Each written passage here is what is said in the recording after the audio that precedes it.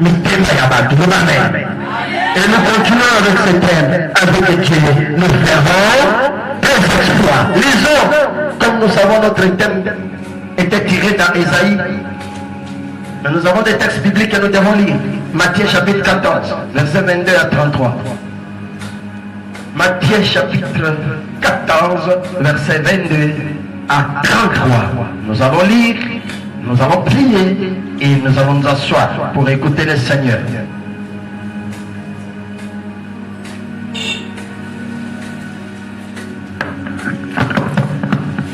Matthieu chapitre 14, le verset 22 à 33, nous lisons au nom de Jésus. Amen. Aussitôt après, il obligea les disciples à monter dans la barque et à passer avant lui de l'autre côté, pendant qu'il renverrait la foule. Quand il l'y renvoyait, il monta sur la montagne pour prier à l'écart. Et comme le soir était venu, il était là seul. La barque, déjà au milieu de la mer, était bâtie par les flots, car les vents étaient contraires. À la 4e veille de la nuit, Jésus alla vers eux, marcha sur la mer. Quand les disciples le virent marcher sur la mer, ils furent troublés et dirent: c'est un fantôme.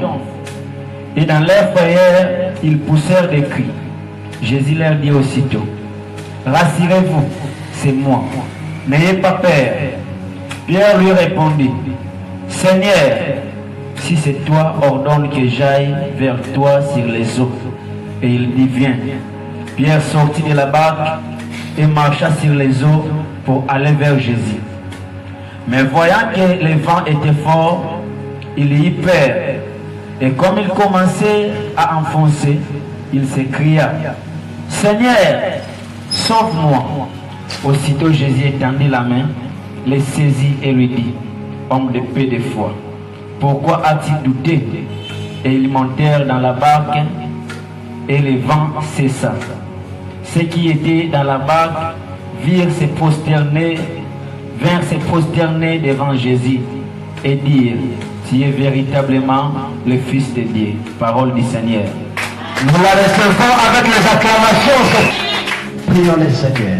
Élève ta voix et dis à l'Éternel de te parler. Dis-lui: je dispose mon cœur d'écouter ta parole. Nous ferons des exploits. Et nous avons Nzambe, donc ça là, moi. Na mayele na biso te. Pona bomengo tokuta na famille te. Pona makasi na biso te. Na makasi banganga te. Ya rose kwa te. Ya baloji te. Tokosala bikamwe na Yesu Masiya. Et nous avons Nzambe. Logiquement c'était 10 jours, donc le dimanche qui vient de passer. Mais nous avons l'habitude d'essayer de continuer avec ce thème dont nous avons terminé le séminaire ou la chaîne de prière pour essayer de mettre le point sur les i. Parce que pendant un séminaire, il est impossible d'utiliser sa matière nuance. Mais la semaine ou la 2 semaines qui suivent, nous avons l'habitude de parler de ce que l'on n'a pas parlé. Pour nous commettre comme fumante comme du mayabatou. Pour nous commettre comme vannou salicola mon corps. Et nous continuons avec ce thème, avec Dieu. Nous ferons des exploits. Lisons, comme nous savons, notre thème était tiré dans Ésaïe. Mais nous avons des textes bibliques que nous devons lire. Matthieu chapitre 14, versets 22 à 33. Matthieu chapitre 14, verset 22 à 33. Nous allons lire, nous allons prier et nous allons nous asseoir pour écouter le Seigneur.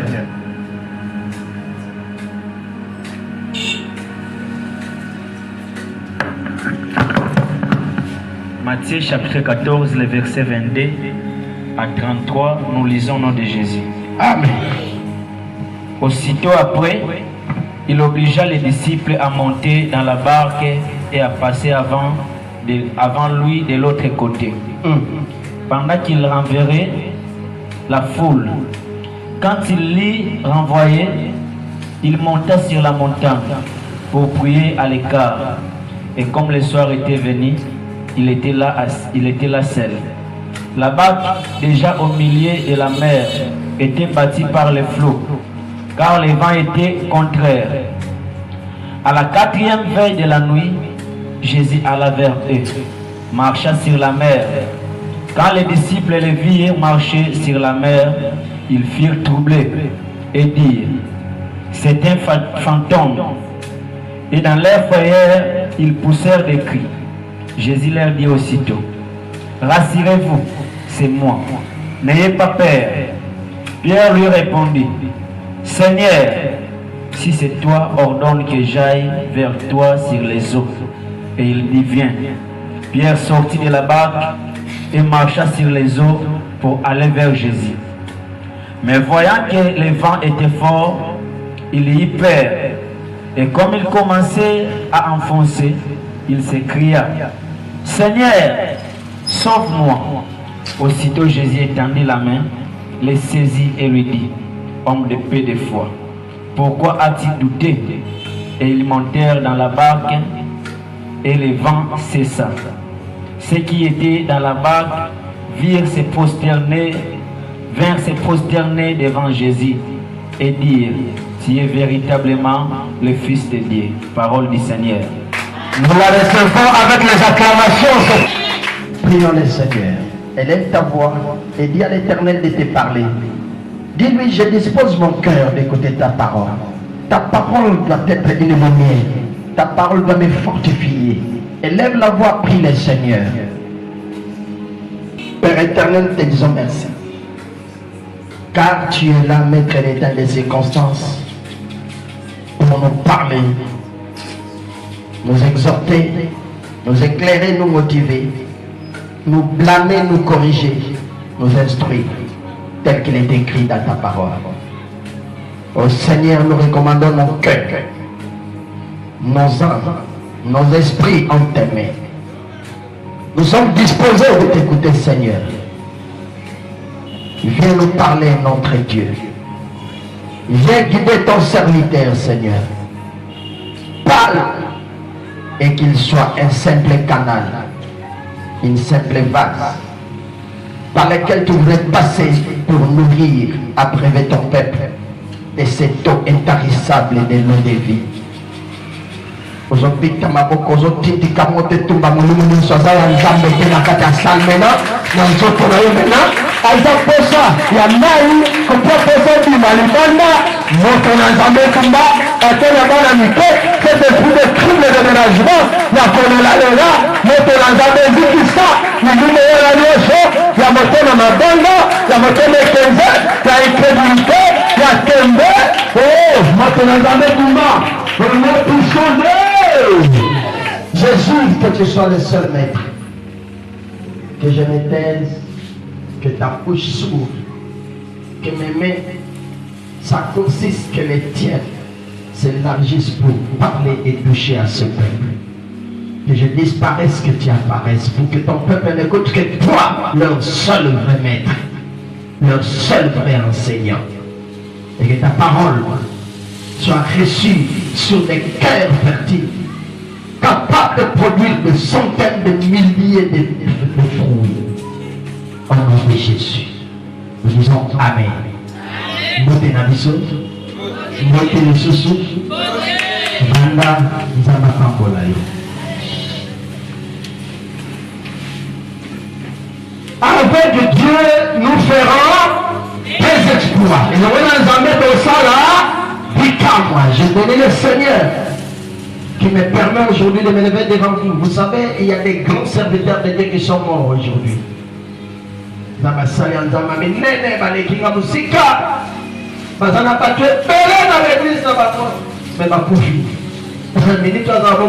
Quelque part,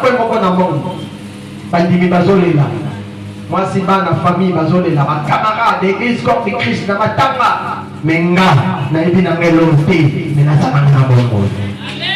La commission Nzambe, et papa, la commission de Basali Nzambe, la moni va permettre nga, bango bazalaka wana soki mpembe ekiteli bango papa nga lelo nango oteya alioke rishi oteya te nga mona oteya lelo na otelema awa obengi papa rishi ateya biso akomande pere na ye merci nde mopermetre nga nateya amen tala bongo nga bajete pere eza boye namoni makambo mpo nateya naode so nasali Moi, mon attaque de notation, je sais les jours où tu m'avais posé cette question. Matteo Théa, un jour, on a 10 jours. Oui, non. Matteo Théa, un jour, on appelle ça comme Théa, à 10 jours. Oui, maintenant, on a tout. Et ça, justement, Matteo n'a pas vu ça. Justement, Matteo n'a pas vu ça. On tourne là 2 jours avant. La mission T, il y a 10 jours on a communiqué, on a des spots publicitaires. Invitation on a un landa, on a combien? Oh, il y a encore. Ah bien, il y a quand la bonne ligne ça va le vide, il y a ça y a on a bien riche. Distrait, vous dites, oh, téléma, moi, je suis ateya bino exactement comme na bongisaka na teya shuka. Abimisa na makambo na koma kati. Na miti kwa Seigneur, on a mystique. Comme la bobo beta nzamba mystique. Et dans les jours, je dois ateya. Comme ateya doter, na teya pena bongisaka. Même esprit, ngai papa na bana nanga, tous en même moment. Donc dans kamulanga na bango, hazate, la petit, vous allez appeler nangai. Dans un akisité, dans un pays na commune akisate, na kunda pelo kwa wati. Mais l'église y attend l'honneur avant Yesoya. Ezalaka interdit. Moïse, Mukame kakolekane tumelo wana atie rideau ya rouge azipi kaka yo Moïse na Aaron soki bokufi kaka bana na bino église lokola ya famille bato bakoteya kaka bato ya famille moko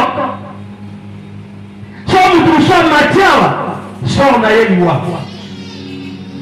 soki mutu nekiawa akufi metango Yesu aye na évangile apesa ngai biso bapostolo bapote kaka ntango bazotomba ye biblia elobi rido ya rouge na kaka temple epasuki ate moso ngambo etokuna oyo bato bamonaka te bato nyonso bamoni oyo bato bakosimba te bato nyonso basimbi et la Bible dit la voie est devenue libre à mutu nyonso akota letumbelo ateya ashakera ngai nani mpona pekisa mwana kana akoma motei ngai nani mpona pekisa mwana kana yaya oza na problème esimba te na libala yakawa mata awa lala awa epekisami te nzambe na nga aza nzambe na bino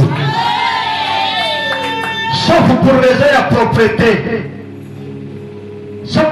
propriété et que mutu akotia mabele te oh kiti même kiti nanga yakaloba nazoloka hémorroïde nakoka te nazala te vanda loba yo hémorroïde nga navandi na kiti ya papa nanga nayebi aza nzambe na se na biso naye navandeli kiti oyo yo hémorroïde mpe abo tia otelemi mpe otamboli hémorroïde esi eloko epekisami wana eza te sauf mpo na respect kiti ya papa mais soki mpenza eyindeli oyo ya kovanda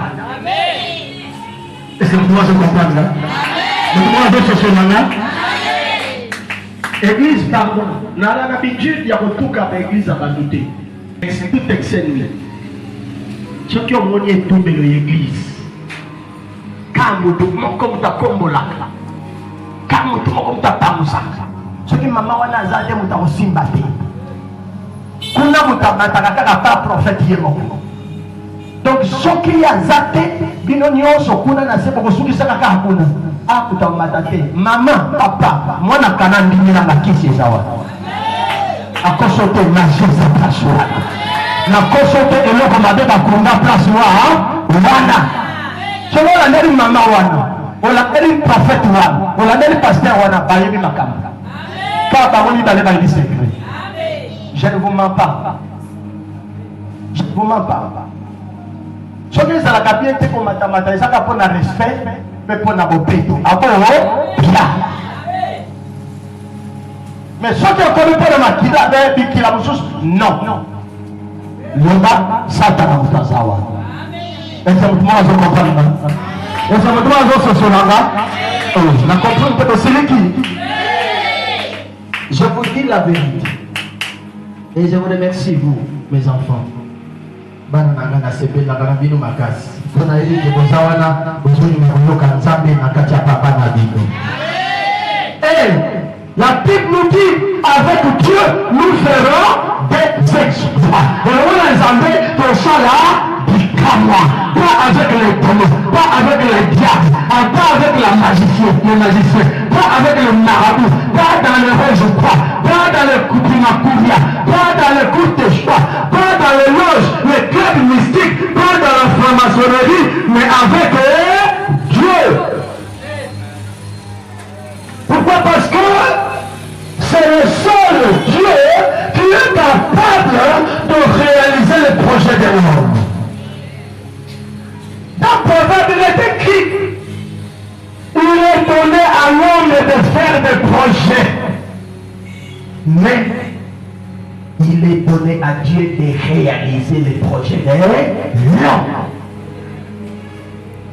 Et pour ça, il y a l'homme moto, il y a l'homme, pour sa validé, il y a l'homme, il y a salabo, il y a salabo, nous avons salabo, nous avons salabo, c'est même il faut la salabo, nous avons chapeaué, pour la salabo.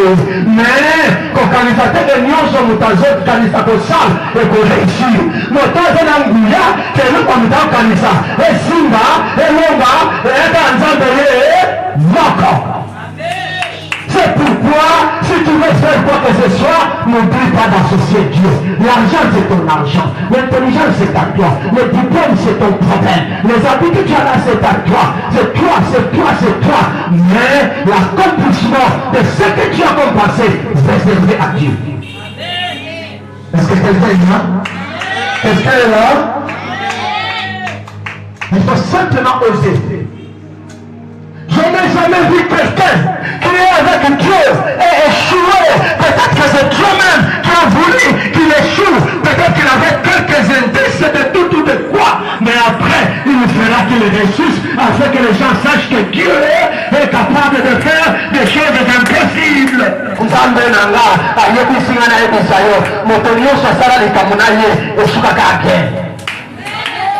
Ataba bundusi, ataba bundusi, ataba ningisi, ataba telemeli, suka et simba.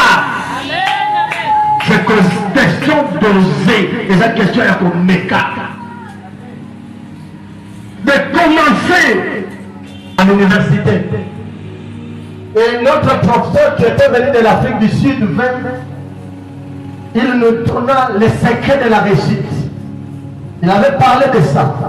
Pendant un mois, il est rentré. Comment faire réussir l'église? En dehors de la prière, en dehors de la foi, en dehors du Saint-Esprit, en dehors d'avoir Jésus, en dehors d'avoir le ministère, en dehors d'être appelé. Et il a dit une question que nous devions répondre. Pourquoi les gens échouent toujours? Pourquoi les gens n'atteignent toujours pas un certain niveau de notoriété? Nous autres on a dit parce que. Mais la seule réponse qu'il nous a donnée était parce que les gens ont peur de commencer. Parce que les gens ont peur de commencer. Badou, babangaka, kobanda. Ma famille m'a dit non. Parce que papa l'a gâté. Parce que papa l'a gâté, pas saint kaka.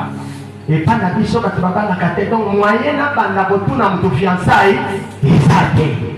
Ce que je dis quand moi si chérie, non c'est yo pour la tata ce qui est pas na bino bakotaka. Puta, aba na papa la bango, baba la kati. Commence à dire à la femme, chérie, la ligio, on va la ligio ko. Ngana yana ko yebo nzoto kama ko tokoba la mokona ko cha alliance.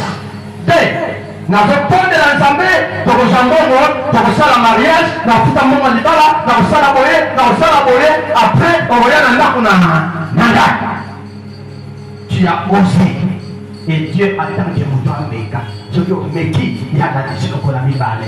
Et si Dieu et je raté Jésus. Et si m'a raté, et si osez commencer. Mais canano, bandanano, les gens ont peur de commencer. Les gens Pesana Penzela, Naya, Natamula Lokolayo, Kalana Pime Kaka, la Pime Kaka, le Pika la Pabote, Ataba Kineso Basolate, Yosalamu Tamimoso, Yama Zalanayo, Agosini Salobua, Esperano Manamotawa, Esperanza Manamotawa, Esperanza Manamotawa,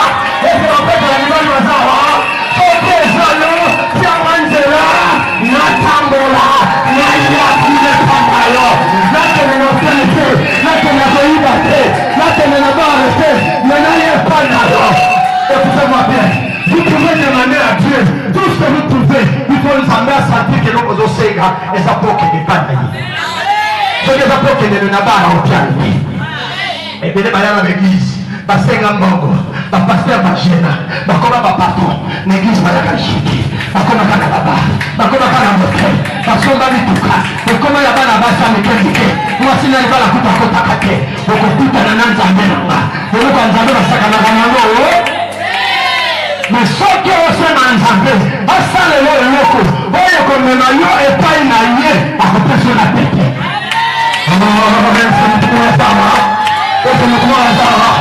Pierre avait dit, ce qui est dans le plan de la famille, Naya est pas naïf. Maintenant, on l'appelle encore là, mais là, tu es là-bas, là, tu es l'autorité, là, tu es le liberté, là, tu es le stade de la martyre, là, tu es la martyre. Mais là, il y a quelque part une Naya. Je suis pas lié, dire, on dit que tu as un courage. Est-ce que tu vas jamais quoi ça vient là? Tu vas jamais quoi ça vient là? Tu vas jamais quoi ça vient là? Et là, quand nous devons la moquille à cause de la tête, mais il y a le qu'on a entendu au Shala, les chalets d'ici, Yaka.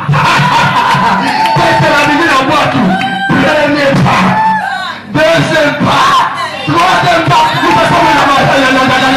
Tambola Nicolas Bando, la émission, Tambola Nicolas Malade, la vie Tambola Nicolas Kishipa, Tambola Nicolas Bandata, Tambola Nicolas Rotula, Naïva Tambola, j'ai dit, marche sous cela, ce qui est meilleur parce que la famille a eu, Dieu ne l'a pas fait, Dieu ne l'a pas eu. C'est une nouvelle chose que je m'en vais faire, tu peux la gérer dans mon passage, tu peux pas lancer pour la salle, tu peux pas lancer pour la salle.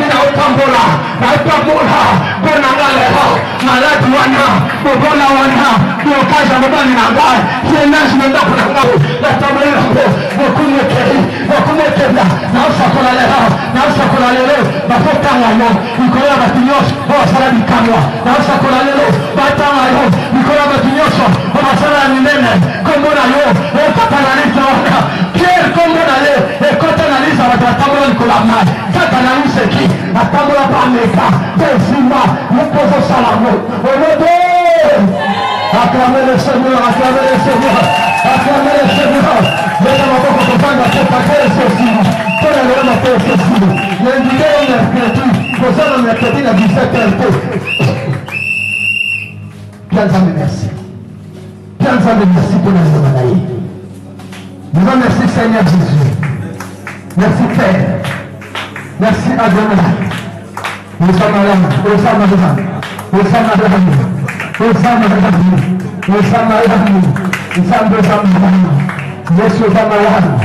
Jésus qui est bon.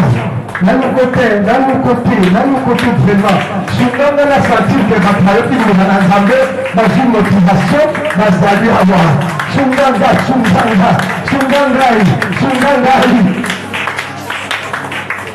Vous allez à côté les mains parce que tout semble là. Vous allez à côté les mains. Au nom de Jésus, nous voulons prier le Seigneur. Nous voulons prier le Seigneur. Pour nous Seigneur, que cette puissance, que ce courage de Pierre, que cette force-là,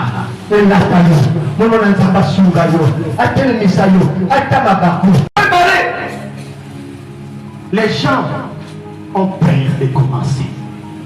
Peut-être parce que nous avons une famille qui a peut-être que nous avons que non, na moko yo mutu nyonso ayaka awa abongaka te. Peut-être que nous avons que non, moni Congo eza pasi na pasi, mboka ya pasi, mboka ya compliqué, mbongo esimbaka te.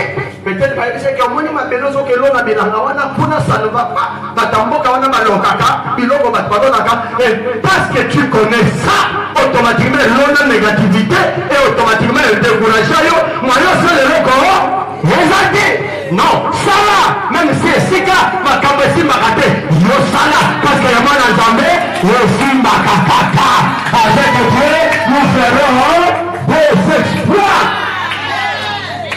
Oh, est-ce que la joie va la maintenant? Je veux que cette année, nous soyons capables de faire quelque chose. Le frère de la qui pousse à la projet, n'a toujours boya nango, boya bisanzambe na bino, n'a jamais papier na bino na chawana, n'a yé bisakanzambe, tanga projet ya bana tanga oyo, sale le na bawe le baboka, non calme. Que Dieu bénisse. Osez un jour, meka, salada, bandanan. Peut-être que nous allons bosser au sein de l'homme pour que nous calme. Peut-être que nous savons que nous allons bosser au sein de l'homme. Nous allons les aller. Est-ce que ça va? Parce que la famille va savoir. Peut-être que nous allons c'est comme la famille n'a pas. Peut-être que nous allons bosser au bika. Peut-être que nous allons bosser au bika. Peut-être que nous allons bosser. Peut-être que nous allons faire la famille n'a pas. Nous allons bosser au bika. Est-ce que moi, on va savoir?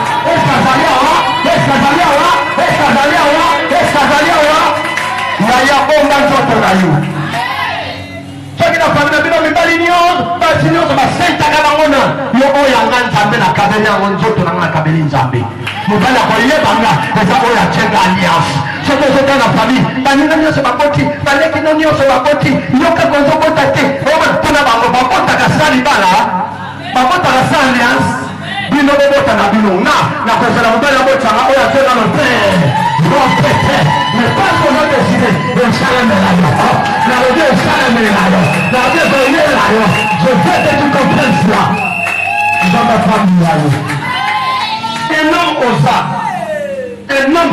ça mais bien le Yesu Masia si manaye kolesa batu 5000 na mapa mitano mbisi mibale, c'est ça? Mapa mitano, ici. Mapa mitano, 5 faits. Mbisi combien? Batoubadia combien? Combien de personnes? 5000 wana batanga banani kaka? Oh, église! Quand batoubi bale bayebi? 5000 wana batu combien batanga? Mibale. Basi, te. Bana, te. Tango sali amo. Et comme il n'a pas quoi. ayebisi bayekoli bino bokota na bwato bokatisa na ngambo ebale ngai natikala na bato napanza bango bazonga na bamboka na bango bayekoli bakoti na bwato bakoti kokende na ebale yesu atikali na bato oyo ateya bango ekomama te oyo ayebisa bango ekomama te lisolo ya papa na bana na ye nsima nango ayebisi bango bozonga na bamboka na bino ebible elobi ya mati na ngomba ke kosambela bayekoli epai bazotambola na ebale butu na 4e étape ya nuit butu moko ezalaka na baétape mine 18 heures plus 4 heures esali 22 heures première étape soki opusi mosusu ti 0 heure deuxième étape ine wana ti 3 heures troisième étape makambo elekaka wana makambo moko mystique mais ya sukisa ezalaka de 3 heures à 5 heures à 6 heures bakomi na étape ya 3 heures à 6 heures mai ebandi mbonge mopepe bali koningisa ebale mopepe eningisa ebale bayekoli bazopanga bakozinda yesu na kati na bango aza te mai ebale ezalaka na basignification mibale ko misato je dirais l'eau en grande quantité, en très grande quantité, est l'image de la mort. Parce que dans la mounene, et bon maka, et melakabatu. Quelqu'un me comprend? Quelqu'un me comprend? Un exemple, l'image de la mort. L'image des problèmes qui peuvent te noyer au Koufa, Maya Mosindo, Maya Mouné Basakara Kanamoti. Et Yamone Maya Bayo Koli Basalaki. Deuxième catégorie à Maya. Maya Oyo est accompagné dans le peuple Yamakas. Mboula Yamakas, ce qui est bêti, et que nous ne dimaki, nous n'avons pas de Mboula Makas, et même Saka, Ndunda. Mboula Makas, eza mupepe ekwesaka banzete elongolaka batole luno c'est ça emai oyo eza elembo ya mbula makasi na vi ya mutu eza baproblème bamaladi ya makasi badifficulté makasi oyo ebomaka oyo elongolaka motu kondima oyo ememaka motu na nzela bonganga na nzela banguza batalisa bakata banzoloko baproblème makasi oyo etindaka bato bakende kozwa mibale ya batu bakende koyiba. Et troisièmement, c'est l'eau douce. Les gens la matanga mike. Babenga ngo mingi ba neige. Vous voyez bien moi, Bible benga ngo la rosée. Ce qui est zone loka etika la matiti. Etika la matiti omona mutundeka azotambola na tango elanga. Ba rosée wana, tu vous otambola mona na ba paupière et boti moi ba mai, ba suki et boti moi ba mai. Wana eza mai ya litamboli. Eza signe ya bénédiction. Et boti saka mitema bato. Et boti saka kondema. Et boti saka lopiko. Et boti sengo. Et boti saka kina. C'est de l'eau douce. Et cela est appelé une zambe de la maman. Et la bégamine sur Massia.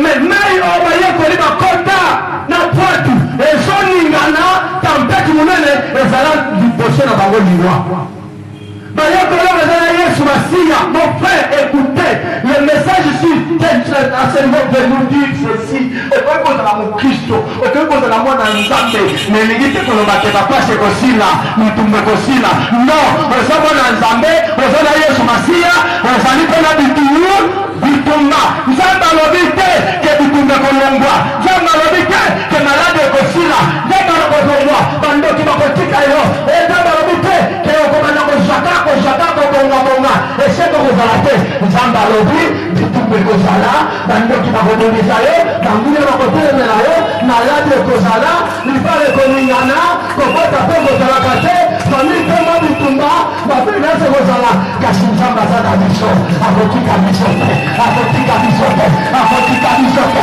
akotika biso te akotika biso te ata olemi aza wana ata ozokende aza wana ata ozosila aza wana asimba ye na loboko mobali akomola liboso ndenge kolobata nzambe akotima non loba na yebi yo ndenge ndenge oye yo maladi ndenge oye yo bituma ndenge oye est-ce que quelqu'un comprend? Isaïe chapitre 40 verset 31, lisez-nous ça rapidement. Isaïe chapitre 40 verset 31.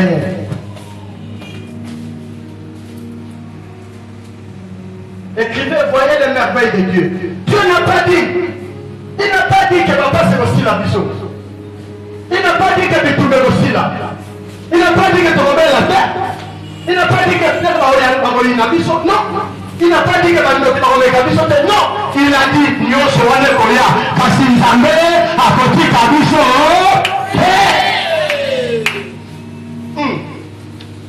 Ésaïe chapitre 40, verset 31, nous lisons au nom de Jésus. Amen. Mais ceux qui se confient en l'Éternel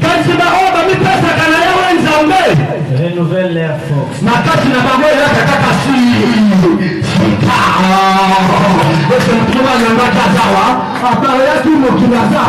Parce que les gars les a la famille de Bango a taillé l'année. Parce que les autres la joie a taillé les classes. Parce que vous avez reçu la zate a taillé. Parce que malade de l'équipe a taillé.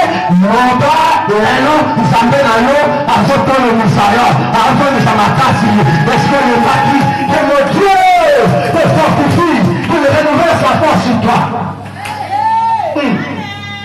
Et ils prennent les vols. Bapungwa kalokola pampongo ese mtu wazama basheni bakalalo bakolekata na pungwa mata na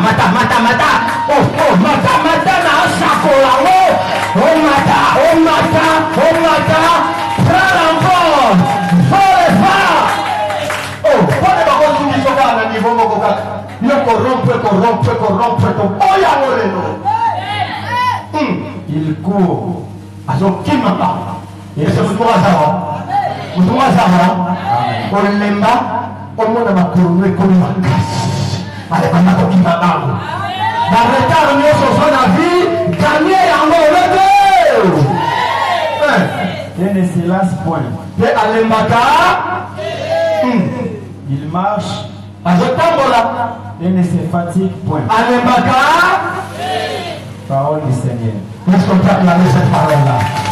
C'est comme ça ceux qui sont, qui se confient à Dieu, ils disent que là, et comme le Missalon, et comme ils sont au pays, et comme ils sont au Libana, mais ils amènent en bas, à côté de sous ma carte.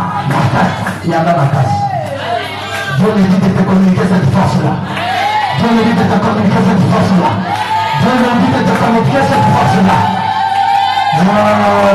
Mwana mwasi mokose yokayoka nayebi ndeko moko mwasi jansi ndeko moko mwasi na kati ya famille bato nyonso babali ye kaka abala te na bapetite sœur na mwana nsuka oyebi akomi la rusée de toute la famille la union de toute la famille baseka yo ndima te.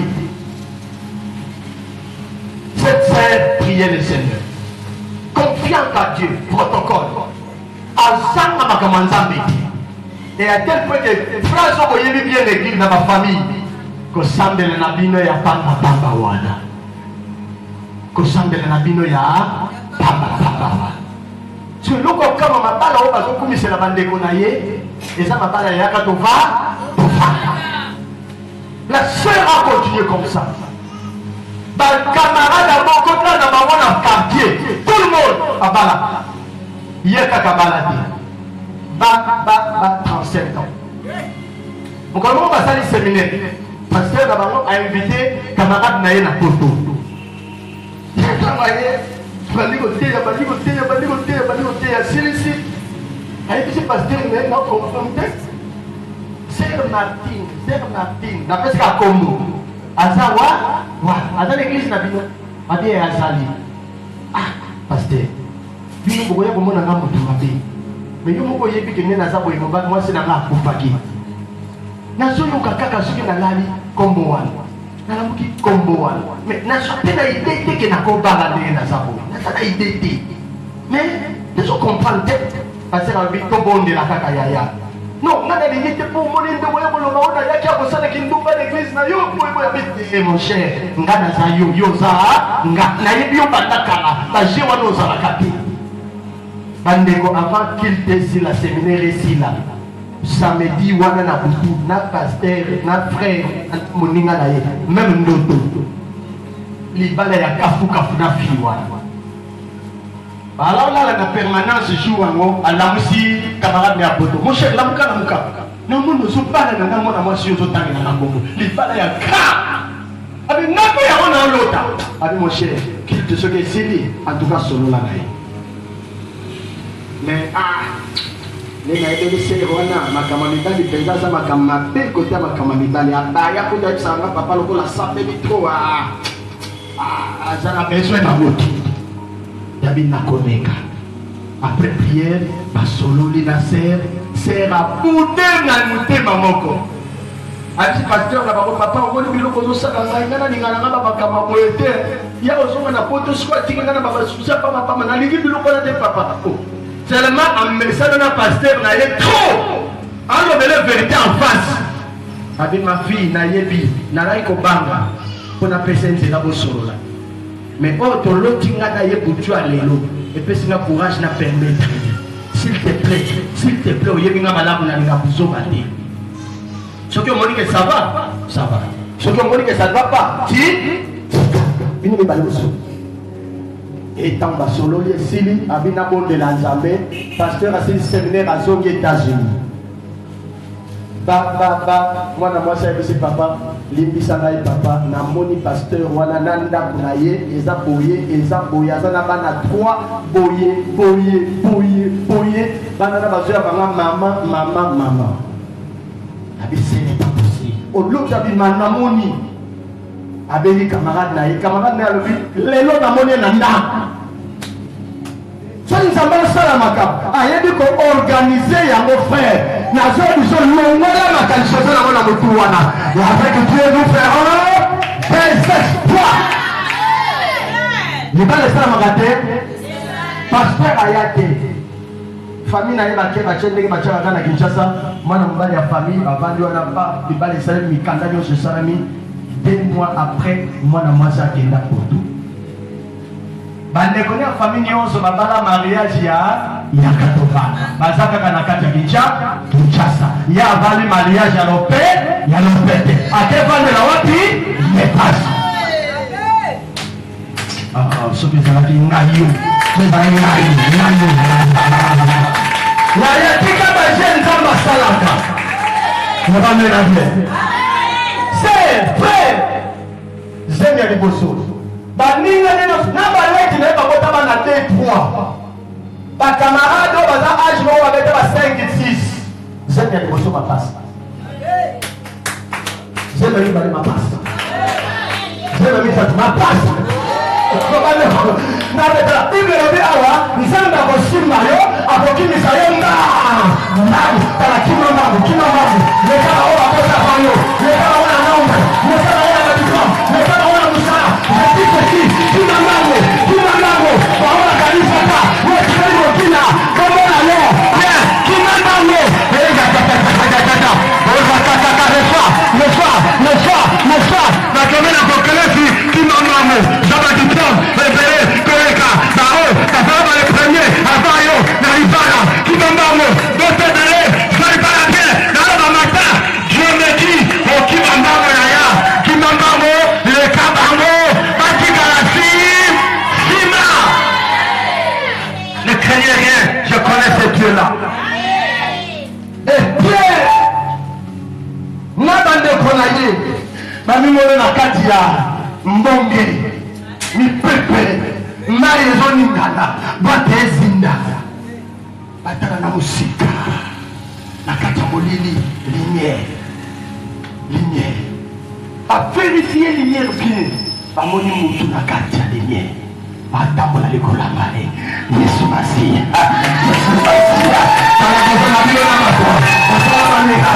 namona nganga moko te batambola likolo ya ngai batakisobaele makolo namona nanga barwa basi basoma babato meyamata likolo ebale ake makolo akatisa namona bango te meyo ya yo nzambe ebaleko bakaprese mpo na ye avec Dieu nous ferons des exploits pour eux asala mikama koleka mikama nyonso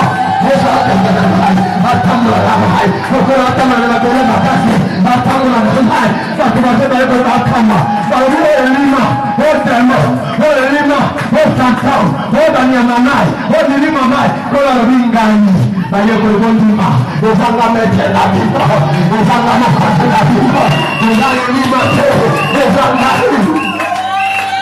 yaya invoquez la puissance du Saint-Esprit invoquez quelqu'un va vous citer là pour connaître la turbulence d'André.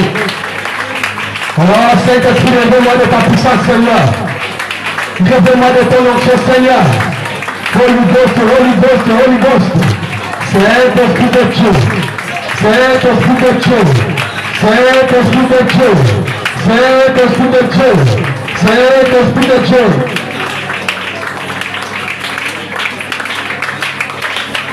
Morumo na Nzambe. Natanga papa. Pesa makasi papa. Mbisaka famille na ngai. Mbisa bakanaradi na ngai. Ngana domine likolo bango. Ata emelaka bato. Ata luna emelaka bato. Ata malade emelaka bato. Na famille na ngai. Lelo nazala likolo na ngai. Lelo nazala likolo na ngai. Haleluya. Haleluya. Nzambe na mama. Nzambe abikama. Nzambe angula. Molimo na ya pesa makasi. Apra pivane. Ndenge prière à joie. Au nom de Jésus, au nom de Jésus, au nom de Jésus. Si réellement la mer, les eaux sont l'image de la mort, la tribulation, les maladies, les problèmes qui rongent nos vies, qui rongent nos familles, et que réellement Pierre est marché sur ça, donc basonga na yo toza pe capable de matala mikolo ya mapele ya bapasi ya mikakatalo ya bozangi ya bamaladi ya kotula toza na pouvoir wana ya kosala yango omone maintenant ozoteleme yango okozwa moto na nzambe babombe kobima na maboko na yo okotumba baforce wana oememelaka bino na famille bamaladi wana ememelaka bino kotula wana ememelaka bino baproblème wana ememelaka bino bashake bakelesi makambo nyonso mabe wana okokrie jésus nango nanga 3 fois. Est-ce que oyokinga bien 3 fois? Est-ce que oyokinga bien mpe okotindika moto na nzambe ezala na nzoto na yo mokoboye te moto eza na nzoto na yo oyo eza lokola ebale capable ya komela vi na yo. Jésus 3 fois. Go! Jésus.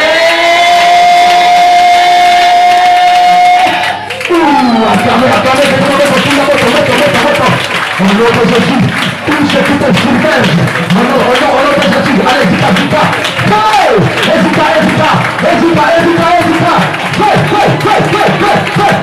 Nyoshe la kabina yo, nyoshe zibitaka yo, nyoshe tunaka yo, okokia, okozanga kokota, okozanga pana, moto. Le protocole va suivre, s'il te plaît, protocole. Nzambe na ngai apesoloba la pétition nyonso protocole faites mosala s'il te plaît. Dieu m'a ordonné de prier pour les gens et je vais immédiatement laisser la puissance de Dieu. Protocole, faites mosala. Mon Dieu est là, amenez-la devant. Au nom de Jésus.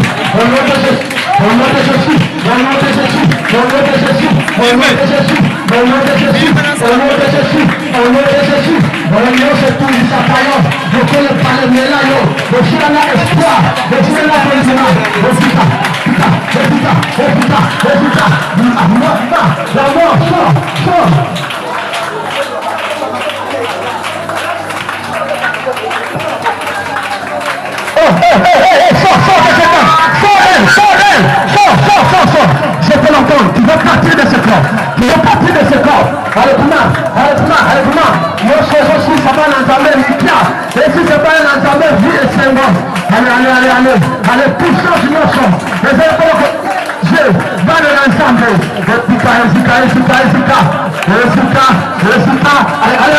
Allez, quitte le corps, quitte-la.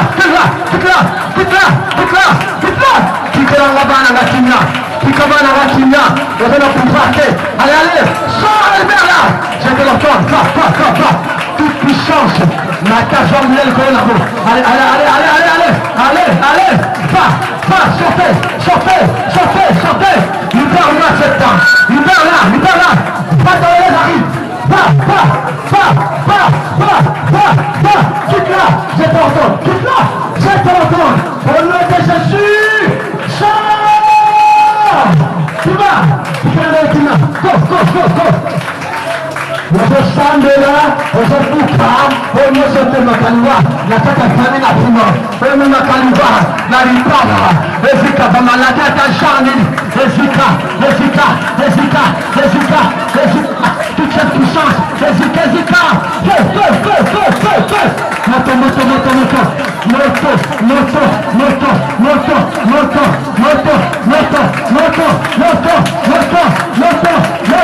moto, fire.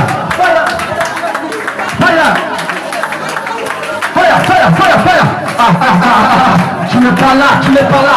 Les enjeux comme un enjeu. On a droité.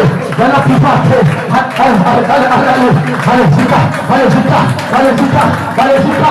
Quand le matin, comme ça, ma tête.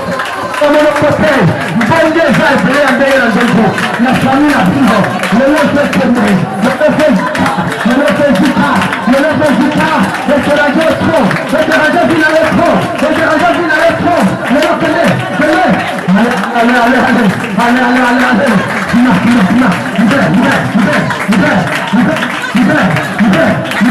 toutes les enfants, on va la piacer, on va faire un café, on va la piacer, on va faire un café, une information, expliquez, je vais faire un café,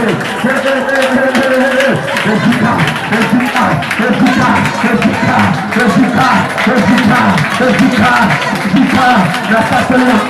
Allez, vous allez.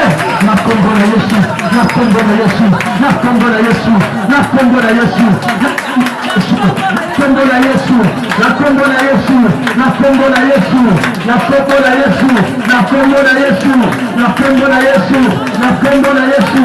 Je le déclare, au nom de Jésus,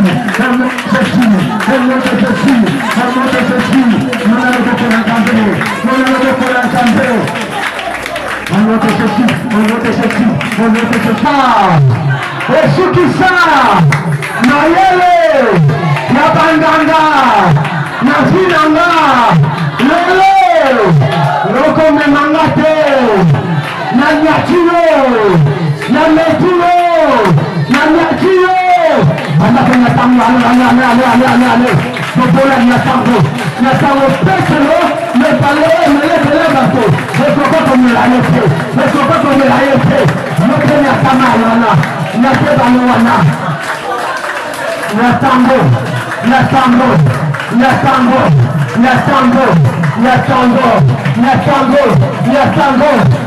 on est touché,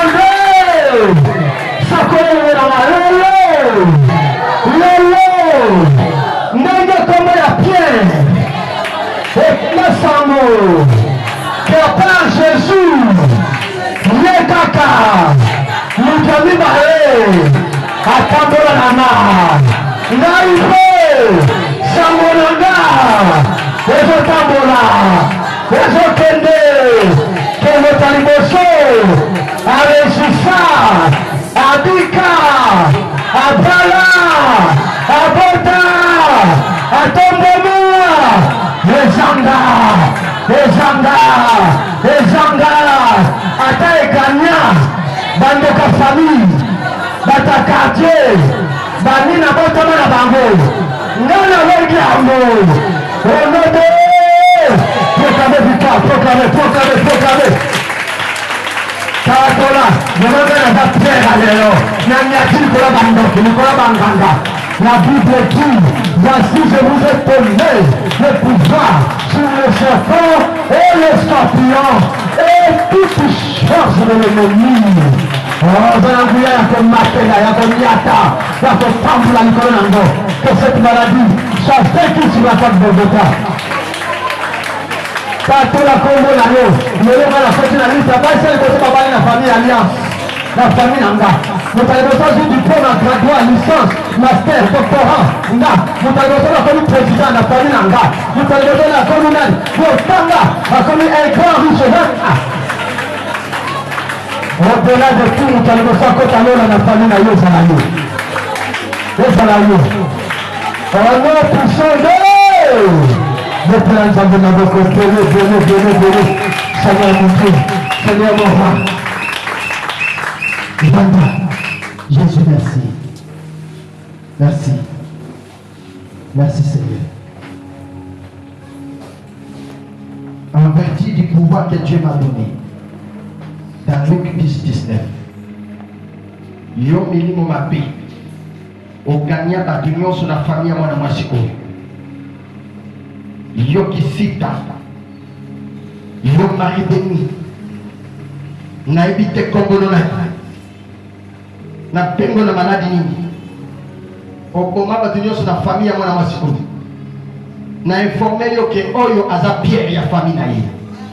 Parce que lelo aza na Yesu Masia kati na ye. Na peso metindo na kombo na Yesu. Dima.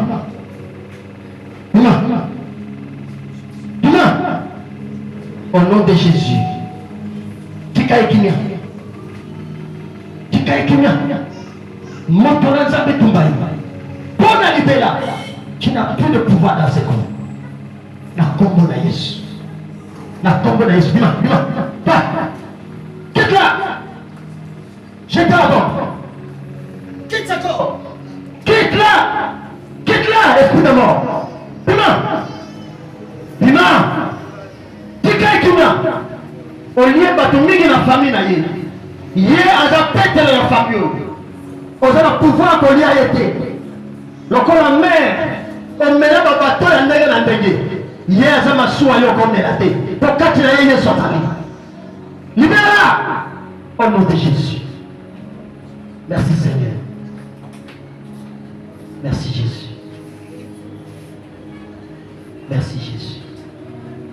Je vis un esprit de mort. Je vois un esprit de mort dans ce corps. Les esprits qui est là qui est pour nous na mula wana okukufa kaka. La famille n'a pas fait la camoufle chaque année. Ce qui a zongié au Tunaya ou Ebisabi. Et Namboula Ogu. Et Zalaki. N'informez yo. Maman yon se met là bateau, et met là mamasua, et met là bateau, et pourquoi comme la piété. Yo, et met la yote. Yo, on est comme la yote. Nous avons talibosé de là, et ça va nous kinzala na famille na bino na mbolo. Mutaliboso oyo balongi liwa ya famille na yesayo. Soki bandoki balingi balia bona ne ambula oyo. Babomba misuni, po misuni na babomba mingi na 4e mois. Bakolia yango directement na 12e mois. Mais kokoma babomba kana basanza oyo. Soki basilisa bato nyonso bakoka baoyo, bakolala nzala na bona ne. Soki bakala kaka yonde bakolia mbulu oyo, bakolala nzala, bakofete nzala. Mais formé par le camouflage dans tellement. Acclamez le Seigneur. Détaillez sur ma